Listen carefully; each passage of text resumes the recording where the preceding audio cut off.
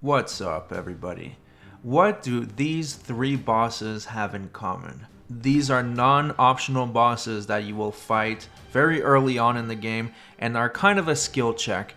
They are there to make sure that you understand the fundamental mechanics of the game to be able to proceed further into the story.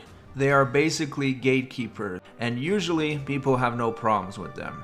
This guy, on the other hand, is on a whole other level, and he is causing players to rage quit Thymesia even before they beat the first boss. He is so incredibly difficult that to this day he is still tormenting players by making them completely drop the game because of how ruthless this boss fight actually is. So today I wanted to talk about the hardest first boss in gaming.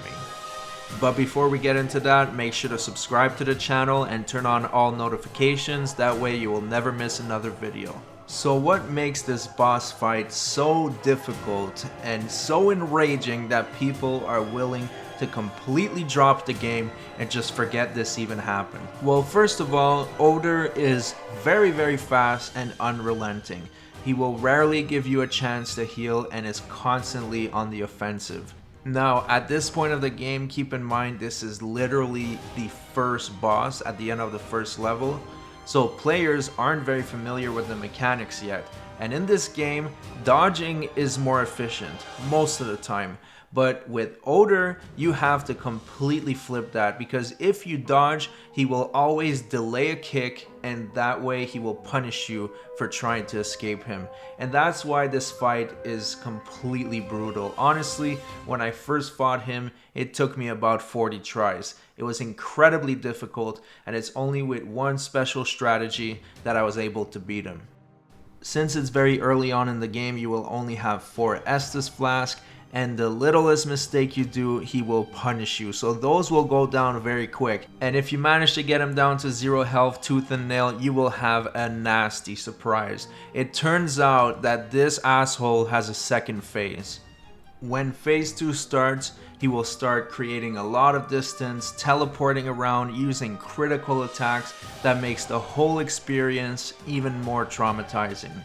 Now, the whole key here is that Thymesia is a very unique game. I strongly recommend it. It has a unique system where there is 2 health bars. There is the white health bar that will be damaged by regular attacks but will not kill the enemy. The green health bar is permanent damage. So what you want to do is to chip down the white health bar with your regular saber attacks, and as soon as you get a chance, use your Reaver dagger to close the gap with the green health bar. Now, this interesting mechanic made Thymesia so unique, and honestly it is one of my favorite Souls-like. Even though it's a very short and condensed experience, it is a quality experience. And I like when games decide to go with quality over quantity. I'm honestly tired of these empty open worlds that Ubisoft created and that a lot of games try to replicate. And I really like it when a video game goes outside the box and decide to make a shorter experience that they know they will be able to sell for way less money, but the gamer will get a lot of bang for their buck and they will get a quality experience out of it. So that's pretty much it for the video. I wanted to talk about the hardest first boss in gaming, and in my opinion, it is definitely Odur from Thymesia. If you know one that might be more difficult, please let me know in the comment section. Make sure to subscribe to the channel so you never miss another video, and I'll see you guys on the next one.